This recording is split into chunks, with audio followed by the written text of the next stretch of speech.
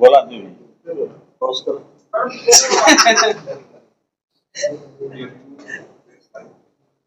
कालच शिवसेनेचे उमेदवार रेश्मा काळे या आमचे शिवसेनेचे नेते माननीय एकनाथजी शिंदे यांना भेटायला त्यांच्या गावीच गेलेल्या होत्या. त्यांची भेट त्या ठिकाणी झाली आणि त्यांनी त्या ठिकाणी जाहीर केला. माननीय शिंदे साहेबांनी सांगितलं, उमेदवारांनी सांगितलं, त्यांनी जाहीर केलं की मी माझी उमेदवारी या ठिकाणी मागे घेत आहे. महायुतीचा आता इथे एकच उमेदवार आहे, नंदकिशोर महाजन हे एकच उमेदवार या ठिकाणी आहेत. नाशिक आणि जळगाव दोन ठिकाणी थोडा ट्राय झालेला होता, पण नाशिकला परवाच गोकुळ गीते यांनी आपली माघार केली आणि काल रेश्मा काळे यांनी जळगावमध्ये माघार केली. त्यामुळे आता दोन्ही ठिकाणी चित्र स्पष्ट झालेलं आहे. नाशिकमध्ये दराडे आहेत, ते उमेदवार आहेत, आणि इथे आमचे तर नंदकिशोर महाजन हे उमेदवार आहेत. एकतर्फी निवडणूक आहे, म्हणजे मोठ्या मताधिक्याने ते या ठिकाणी निवडून येतील या बाबतीत कोणाची मला शंका नाही. पण 11 ठिकाणी निवडणुका आहेत राज्यामध्ये, 6 ठिकाणी बिनविरोध झालेले आहेत आणि 11च्या 11 ठिकाणी आमचे उमेदवार मोठ्या मताधिक्याने या ठिकाणी निवडून येतील. महायुतीचाच कौल सर्व मतदार या ठिकाणी देतील, या बाबतीत कुणाच्या मनामध्ये मला वाटतं शंका असण्याचं कारण नाही. विरोधकांचं खातं सुद्धा उघडणार नाही, कुठेही एकही आमदार त्यांचा निवडून येणार नाही. जी परिस्थिती महापालिकेत झाली, नगरपालिकांमध्ये झाली राज्यामध्ये, त्यापेक्षाही दारुण पराभव विरोधकांचा यावेळेला सुद्धा होणार आहे. महागारीच्या शेवटच्या दिवशी तुम्ही जळगावमध्ये आला होता, त्यामुळे गोकुळ गीतेंची जी माघार राहिलेली होती आणि कुठेतरी तुमची खेळी आहे अशी चर्चा देखील राजकीय वर्तुळात होत होती की तुमच्याकडे जळगावचं बहुमत होतं आणि नाशिकची जागा तुम्ही काढण्याच्या प्रयत्नात होतात, मात्र ही खेळी फसली आहे का? ही खेळी होती का? काय सांगतो? कुठलीही खेळी नाही. मला माहिती आहे, मी पोटात काही नोटात काही असं कधी वागत नाही. मी मान्य शिंदे साहेबांना शब्द दिला होता की तुम्ही काळजी करू नका, ही माघार होणार म्हणजे होणार, ही जबाबदारी माझी. जसं गीतेंनी सांगितलं होतं की गिरीश भाऊ आमचे नेते ते सांगतील ते आम्ही करू. थोडा उशीर लागला, थोडा उशीर नक्की लागला, लवकर व्हायला पाहिजे होतं, पण ते उशिरा झाली माघार. पण आम्ही ती माघार त्या ठिकाणी केली आणि आता तिथं स्पष्ट झालेलं आहे. त्यामुळे खेळीगिळी कुठेही नाही. जळगावला सुद्धा तीच परिस्थिती आहे. नाशिकला विड्रॉल झाल्यानंतर इथे सुद्धा त्या दिवशी जाहीर झालं. माझ्यासोबत उदय सामंत जे होते, दादा भुसे होते नाशिकला, तिथेच आम्ही जाहीर केलं की जळगावची माघार उद्या होईल म्हणून, आणि ती माघार कालच त्या ठिकाणी झालेली. माघार घेतलेली असली तरी नाराजी मात्र आजही त्यांनी मला त्याच्यानंतर आमदारकी गमवावं लागल्याचं कोणालाही असतं. तिकीट नाकारल्यानंतर किंवा उमेदवारी मागे घेतल्यानंतर प्रत्येकाला वाटतं, साहजिक आहे ते असतं. पण त्यांनी महायुतीसाठी मान्य मुख्यमंत्री महोदय मान्य शिंदे साहेबांच्या म्हणण्याला त्यांनी मान दिलेला आहे. आम्ही त्यांची मनधरणी केली आणि खरं आहे तिथे परिस्थिती त्यांना अनुकूल होती तरी सुद्धा त्यांनी माघार घेतलेली आहे. तर शिल्लक त्यांच्या मनामध्ये असेल, दुःख त्यांना वाटेल, त्याबद्दल काही वाद नाही. पण महायुतीसाठी त्यांनी ती माघार घेतलेली आहे. आता तिथलं चित्र स्पष्ट झालेलं आहे. तिथे आमच्याकडे एकच उमेदवार आहेत नाशिकमध्ये, ते म्हणजे नरेंद्र दराडे. त्यांना सगळे 100% मतं त्यांना मिळतील. खूप दराडेंना त्यांनी पाठिंबा मात्र दिला नाही, माघार घेतली, प्रचार थांबवायचं म्हटलं, पण दराडेंना पाठिंबा सगळ्या यंत्रणांमध्ये काल बैठक झाली. मी काल संध्याकाळी त्या बैठकीला जाणार होतो. सगळे आमदार त्या ठिकाणी होते, मी घेऊन जाऊ शकलो नाही. पण स्वतः गणेश गीते वगैरे त्या ठिकाणी होते, तेच मार्गदर्शन करत होते. त्यामुळे आता ते सगळे कामाला लागलेले आहेत. आता काय पाठिंबा दिला नाही, म्हटलं नाही, या कुठला कुठे अर्थ नाहीये, काही तथ्य नाहीये. स्वतः ते कालच्या बैठकीमध्ये त्या ठिकाणी संध्याकाळी रात्री हजर होते. त्यामुळे आता तसा कुठलाही नाराजीचा विषय राहिलेला नाही. भूमिका स्पष्ट करणार होत्या, रेश्मा काळे स्वतः उपचित्रण भूमिका स्पष्ट करणार होत्या, मात्र त्या या ठिकाणी अजून उपस्थिती दिसत नाहीये.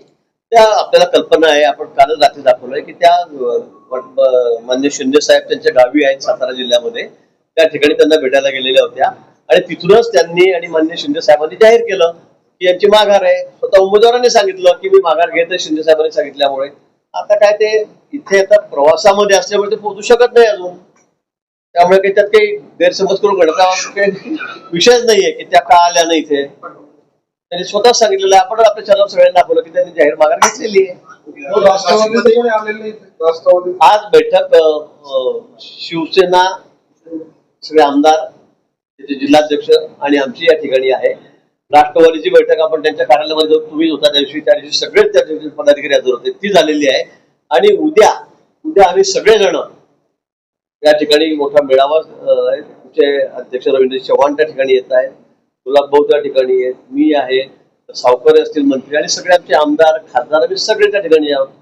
त्यामुळे मला असं वाटतं की हा काही तर विषय आले नाही, हे नाही ते नाही, कारण आजची जी मिटिंग आहे ती फक्त यांच्या उमेदवाराची माघारी घ्यायची होती, त्या संदर्भात होती. आणि म्हणून सुचरित नेते या ठिकाणी आलेले आहेत, 100% कोण या ठिकाणी आहे.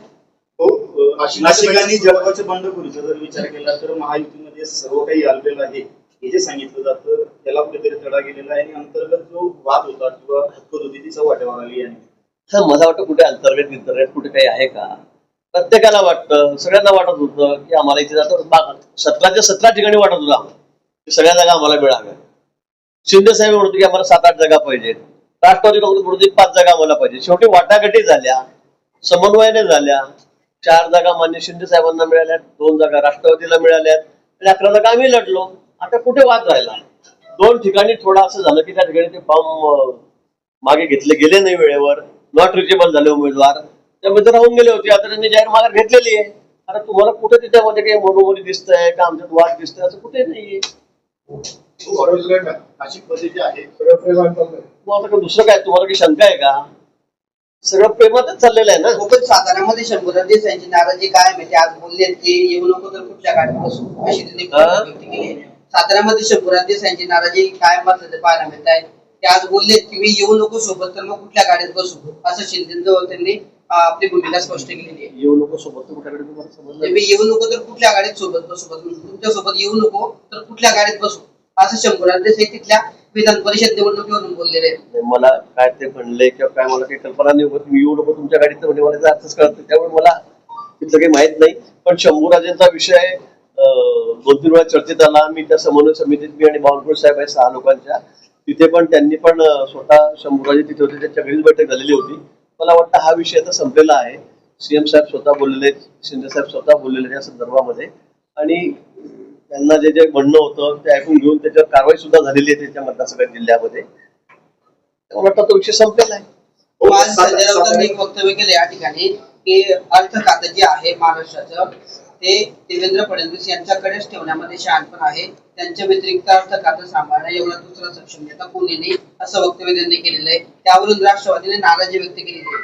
मला वाटतं की राऊतांनी त्यांचा पक्ष बघावं, त्यांच्या पक्षात काही बोंब पडत नाही आणि ते राष्ट्रवादीने काँग्रेसमध्ये जावं का, इकडे अर्थ खातं कोणी सांभाळावं, या पक्षाचं कोणी काय करावं. मला वाटतं कशाला बेगाने शादी में अब्दुल्ला दिवाना उड्या मारत फिरायचे आपण, लग्न कोणाचं बँड कोणाचा आणि लगेच आपण नाचायला लागायचं तिकडे जाऊन. त्यांना कोणी विचारलंय? ते कोण ठरवणार आहे कोणतं खातं कोणाकडे ठेवायचं म्हणून आणि सल्ला देणार आहे आम्हाला? गरज नाही, आवश्यकता नाही. त्याच्यामुळे तुमच्या घरच्या लग्नातच तुम्ही नाचा तुमच्या बँड मध्ये, आमच्या बँड मध्ये नाचू नका. यावर अनिल पाटलांनी असं म्हटलंय की त्यावेळेस त्यांचे मुख्यमंत्री होते ते देखील महाराष्ट्र सांभाळण्यामध्ये सक्षम नव्हते. उद्धव ठाकरे ज्यावेळेस मुख्यमंत्री होते त्यावेळेस देखील राज्यात अशी चर्चा होती की ते संपलेला आहे. सीएम साहेब स्वतः बोललेले, शिंदे साहेब स्वतः बोललेले या संदर्भामध्ये आणि त्यांना जे जे म्हणणं होतं ते ऐकून घेऊन त्याच्यावर कारवाई सुद्धा झालेली आहे त्यांच्या मतदारसंघ जिल्ह्यामध्ये. मला वाटतं तो विषय संपलेला आहे.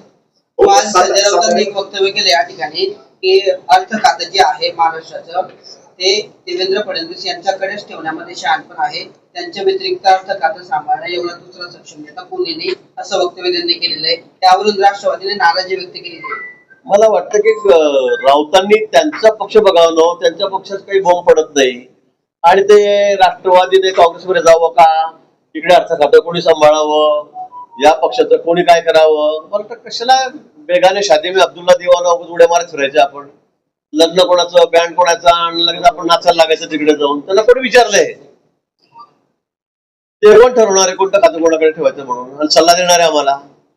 गरज नाही, आवश्यकता नाही. त्याच्यामुळे तुमच्या घरच्या लग्नातच तुम्ही नाचा तुमच्या बँड मध्ये, आमच्या बँड मध्ये नाचू नका. यावर अनिल पाटलांनी असं म्हटलंय की त्यावेळेस त्यांचे मुख्यमंत्री होते ते देखील महाराष्ट्र सांभाळण्यामध्ये सक्षम नव्हते.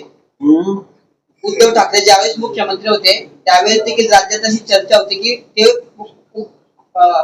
राज्याचा कारभार सांभाळायला सक्षम नाहीत अशी हे सगळ्या राज्यांनी बघितलेलं आहे, त्यांना कोणाला सांगायची गरजच नाही. हे कोणाला आम्हाला सांगायची गरजच नाही. ते सगळ्या राज्यांनी बघितलं आहे की मुख्यमंत्री असताना हे वादळ एक दिवस सुद्धा विधानसभेत आले नाही, एक दिवस मंत्रालयाची पायरी चढले नाही. कोरोनाच्या काळामध्ये घराचा उंबरठा ओलांडला नाही त्यांनी, आमदारांना भेटले नाही. त्यांच्या का गेले सगळे आमदार त्याच्यापासून दूर? कोणालाच भेटायचं नाही, कोणाला वेळ द्यायचा नाही, कोणाचं ऐकून घ्यायचं नाही. मी आणि माझा परिवार त्याच्या बाहेर ते पडलेच नाही, मातोश्रीच्या बाहेर पडले नाही. त्यामुळे सगळे आमदार त्यांना सोडून गेलेत. यात नवीन सांगण्याची गरज नाहीये. आणि म्हणून आपण आपल्या घरामध्ये बघावं, लोकांना फुकट सल्ला देऊ नका. हा कसं सांभाळेल, तो कसा चांगला, हा कसं बरोबर सक्षम, हा कसा असक्षम. त्यापेक्षा आपण काय केलं, आपल्या घरामध्ये सल्ला द्या जरा, ते फायदा होईल थोडासा राजकीय. कर्जमाफीच्या संदर्भात रोहित पवारांनी आता आंदोलन सुरू केले पंढरपुरात. नाही, रोहित पवारांच्या आंदोलनाला कुठलाही अर्थ नाही. रोहित पवारांना सध्या सगळ्या फक्त टीआरपी घ्यायचा असतो, त्यांना चॅनलमध्ये रोज राहायचं असतं, काही ना काही नवीन नाटक त्यांचा असतो. त्या ठिकाणी मलाच वाटतंय अजून ते नवीन आहे, ठीक आहे आता. पण खरं म्हणजे एवढी मोठी योजना पहिल्यांदा आणि कुठलीही निवडणूक नसताना आमच्या सरकारने त्या ठिकाणी आणली. काही नाही म्हणजे कुठे निवडणूक आल्यावर तरी कोणीतरी सर तोंडावर असताना तरी कोणी कोणी असे निर्णय करतात. पण शेतकरी अडचणीत आहे याची आम्हाला कल्पना आहे. माननीय मुख्यमंत्री आहेत, आमचे शिंदे साहेब आहेत, आमच्या पवारताई आहेत.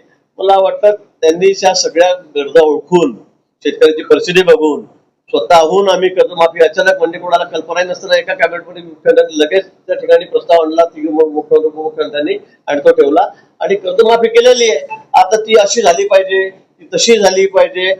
जवळपास 37-38 कोटी रुपये आम्ही शेतकऱ्यांना माफी करतोय. आणि एवढं माफी केल्यावर तुम्ही काहीतरी आपल्याला मुद्दाम क्रेडिट घ्यायचा प्रयत्न करतायत, कुठेतरी आमच्यामुळे काहीतरी झालं असं दाखवण्याचा प्रयत्न करतायत. आपलं सरकार असताना आपण काय बोंब पाडली विचारा जर आपल्या घरामध्ये. आजोबांना विचारा, आपण किती वेळा कर्जमाफी केली, आपण शेतकऱ्यांना काय मदत केली. आमचं सरकार असताना या 12 वर्षामध्ये आम्ही किती मदत केली शेतकऱ्यांना याचं एकदा कॅल्क्युलेशन करून बघा. पण आपल्याला नुसतं काहीतरी प्रसिद्धी पाहिजे. एकच दिवस झालं उपोषण करून, फक्त संध्याकाळी जेवले नाही काल आणि झोपून गेलेले आहेत, जसं की काय झालं काय. आता आम्ही 12 दिवस उपोषण केलेले आहेत. म्हणजे ते इतके नाटकीपणा तर लोकांना दिसतोय, समजतोय. त्यामुळे लोक काय अशा भूतथापाला त्याच्या बळी पडणार नाही. आम्ही कर्जमाफी प्रामाणिकपणे केलेली आहे, लोकांना त्याचा लाभ मिळणार. अजित नवले प्रत्येकाचे आंदोलन पाठिंबा देतात. असं कुठलं राज्यामधलं आंदोलन नाही की जिथे अजित नवले जात नाहीत आणि पाठिंबा देत नाही. शेतकऱ्यांचं कुठलं आंदोलन आलं ते तिथे जातात. सातारा जिल्ह्यात देखील महायुतीतील अंतर्गत मतभेद समोर आलेले आहेत. आता झाला तो मंत्री शंभूराज देसाई असतील, झाला तो विषय. हो, आता नंतर दादरमध्ये 17च्या 17 जागा आमच्या निवडून येतील, एकही जागा आम्ही हरणार नाही. जळगावच्या जागेबद्दल आणि इच्छुक होते. तुम्ही देखील केतकी पाटलांच्या नावासाठी आग्रही होते. पक्ष शेवटी निर्णय घेतलेला आहे. नंदकिशोर महाजन आमचे उमेदवार आहेत. प्रत्येक सगळे राहतात. आता समोर उमेदवारच राहिला नाही कोणी, तर कसा काय परिणाम होईल त्याचा. प्रतिस्पर्धीच कोणी राहिला नाही. तुम्ही बघितलं का कोणाला प्रचार करताना मत मागताना. आता जे मागत होत्या आमच्या काळेताई त्यांनी माघार घेतलेली आहे. आता कोणाला मतदान देतील, कोण देतील. आता जर परवा मतदान आहे, समोरील सगळे आकडे. आता काय दरामध्ये 70 रुपयांनी वाढ केलेली आहे आणि प्रति क्विंटल जे आहे 1650 रुपये भाव जाहीर केले. कांदा उत्पादक शेतकऱ्यांना मोठी राहत सरकारने त्या ठिकाणी दिलेली आहे. मला वाटतं आता मी स्वतः नाशिकला परवा येतो, जिल्हाधिकाऱ्यांकडे मी बैठकही केली. मी परवा पियुष गोयल यांचं माझं बोलणं झालं. मी कांदा उत्पादक जे शेतकरी आहेत, मोठे व्यापारी आहेत, त्यांच्या काय अडचणी आहेत, त्यांच्या गरजा काय आहेत, कॉन्फरन्सवर घेऊन मी पियुषजी गोयल आणि त्यांचं बोलणं सुद्धा करून दिलेलं आहे. आणि आता तो भाव वाढलेला असल्यामुळे शेतकरी सगळे आनंदित आहेत, आनंदाने सुखावलेले आहेत. नाशिकमध्ये आता पंढरपूर जी आहे ती महायुतीची बैठक सुरू आहे आणि त्या बैठकीनंतर हॉटेल पॉलिटिक्स या ठिकाणी बैठक सुरू आहे आणि रवाना केलं जाणार आहे असेल. मला माहिती, मी आज संध्याकाळी नाशिकला जाणार आहे. कालच्या बैठकीला मी जाऊ शकलो नाही, पण मी व्हिडिओ कॉन्फरन्सवरून त्या ठिकाणी भाषण केलं किंवा त्यांच्याशी काय बोलायचे होते सूचना त्यांनी त्या ठिकाणी केलेल्या आहेत. आमचे सगळे आमदार त्या ठिकाणी होते, आमचे सर्व जिल्हा पदाधिकारी होते आणि शिवसेनेचे राष्ट्रवादीचे सगळे पदाधिकारी. भुजबळ साहेब बाहेरगावी असल्यामुळे ते येऊ शकले नाही, पण सर्वजण त्यांचे प्रतिनिधी त्या ठिकाणी हजर होते पण सगळेजण सर्व पक्षीय महायुतीचे सगळे घटक पक्षातले सगळे नेते नाशिकमध्ये काल संध्याकाळी बैठकीला हजर होते. पण आणि आजही तिथे कोकण तिथेच निवडून येतील अशी शक्यता आहे. नगरसेवकांमध्ये नाराजी. बरं, मग परवा निकाल लागला भेटू आपण. पण तो दगा फटका लक्षात घेता ही काळजी घेतली जाते का सगळ्या मतदारांना ठाण्याला हॉटेलमध्ये हलवलं जात आहे?